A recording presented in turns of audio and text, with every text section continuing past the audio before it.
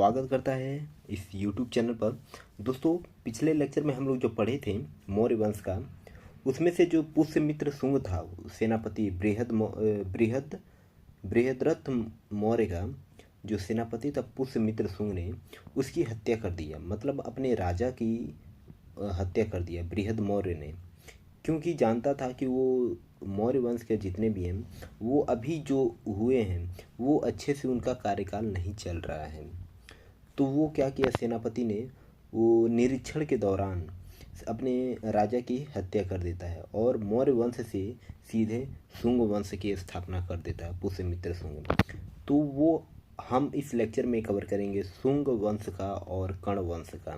तो इसमें दो वंशों का मतलब इसका जो वंश है, डायनेस्टी है, बहुत ही छोटा है।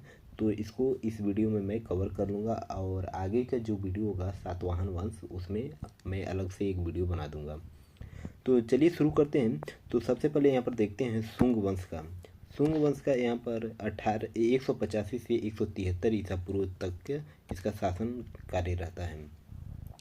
प्राचीन भारत का एकमात्र जो ब्राह्मण राजवंश का था, कौन? पुष्यमित्र शुंग ने।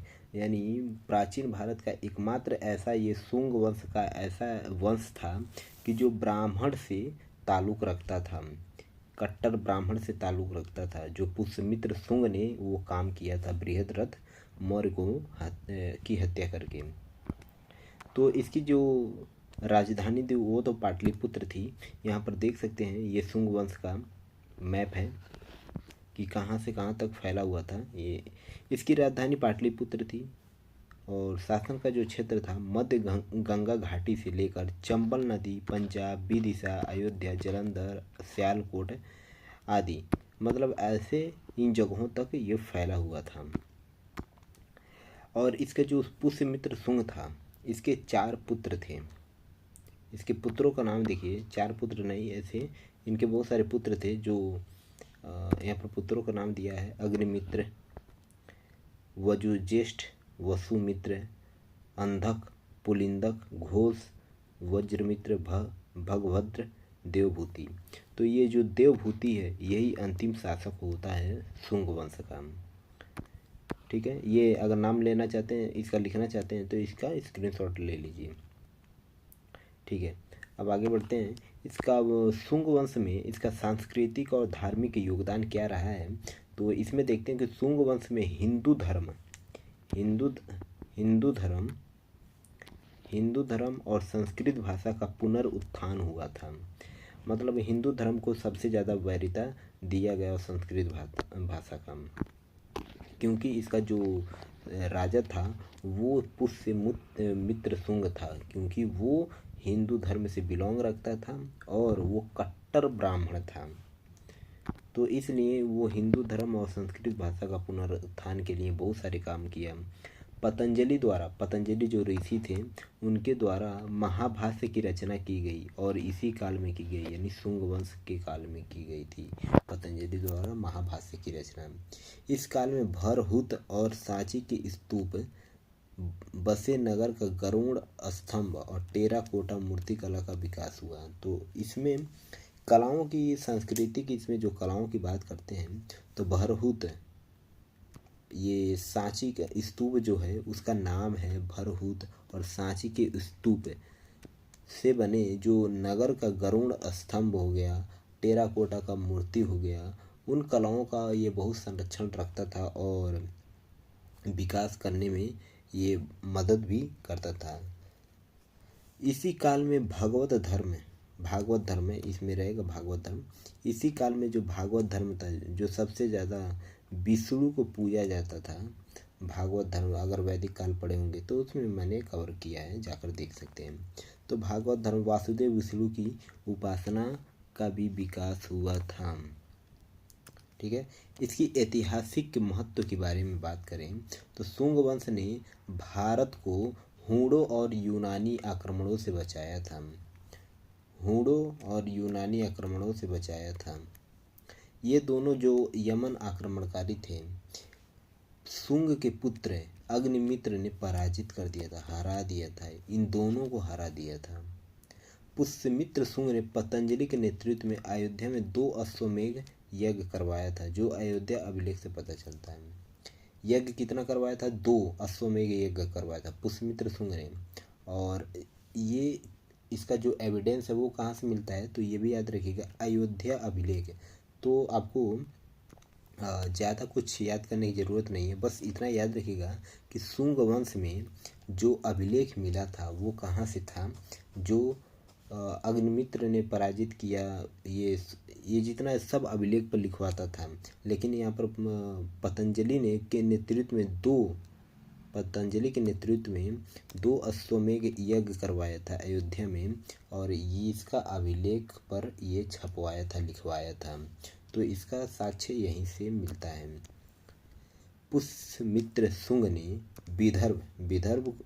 विदर्भ या बर नहीं रहेगा, ये विदर्भ जीत लिया, और कलिंग के राजा थे जो खारवेल ने पुष्यमित्र शुंग को पराजित कर दिया था। तो एक कलिंग के राजा ही ने ऐसा था जो पुष्यमित्र शुंग को हरा दिया था, कलिंग के राजा। शुंग वंश के जो एविडेंस मिलता है वो मिलता है पुराण से, पतंजलि की महाभाष्य से, कालिदास का मालक विग्रमित्रम, भरहुत और सांची के अभिलेख। भरहुत जो सांची का स्तूप था वहाँ पर अभिलेख भी है, तो उस अभिलेख पर लिखवाया गया है।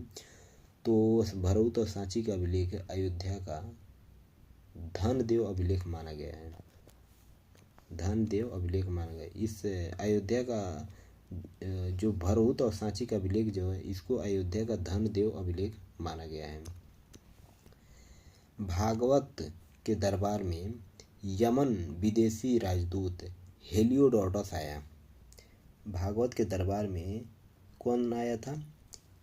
यमन विदेशी हेलियोडोटस वो भारत आया, और जिसका गरुड़ ध्वज अभिलेख से पता चलता है कि भागवत के दरबार में यमन विदेशी आक्रमणकारी वो हेलियोडोटस आया था।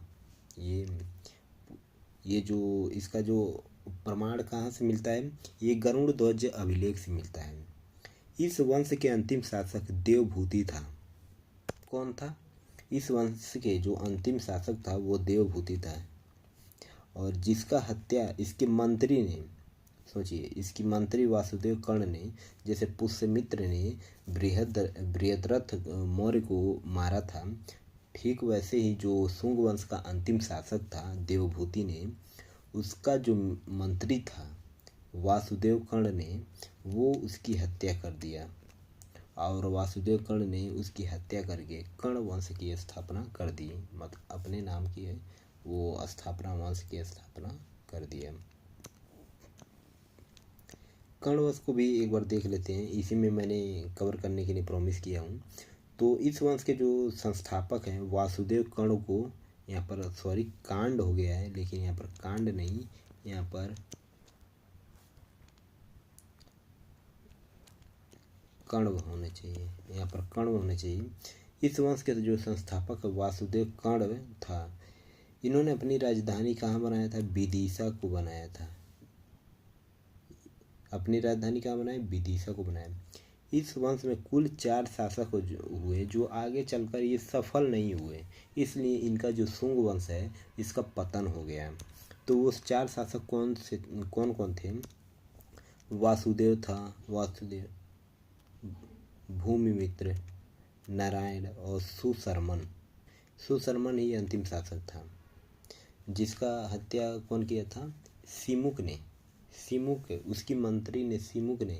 अब यहाँ से एक चीज़ कॉमन आप देखेंगे कि जो मौर्य वंश था और शुंग वंश था, कर्ण वंश था, जितने भी उसके अंतिम शासक देखने को मिलता है उनकी हत्या हो जाती है, और उसकी हत्या उसके मंत्री ही, उसके सेनापति ही कर देते हैं। तो इस वंश के अंतिम शासक कौन थे? सुशर्मन, जिसकी हत्या उसके मंत्री सिमुक ने कर दिया, और इसके स्थान पर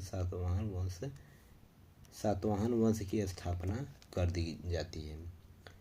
तो उम्मीद करता हूँ कि दोस्तों ये लेक्चर आपको अच्छा लगा होगा। अगर अच्छा लगता है तो चैनल को सब्सक्राइब कर लीजिएगा, ये बिल्कुल फ्री है, और वीडियो को लाइक कर दीजिएगा। आपके एक सब्सक्राइबर से मेरा बहुत हेल्प हो जाएगा। और एक लाइक कर देंगे तो वो भी एक मतलब ऑक्सीजन का काम करेगा। तो चलिए मिलते हैं अगले लेक्चर में। और आगे का जो लेक्चर रहेगा उसका टॉपिक रहेगा सातवाहन वंश। सातवाहन वंश, इसमें जो 7 राजवंशों का मैंने प्रॉमिस किया था मगध महाजनपद काल का, वो सातवाहन वंश पढ़ने के बाद हम लोग का समाप्त हो जाएगा। तो आगे के देखते हैं हिस्ट्री में क्या है, वो हम लोग कंटिन्यू करेंगे। तो चलिए मिलते हैं नेक्स्ट लेक्चर में, तब तक के लिए जय हिंद।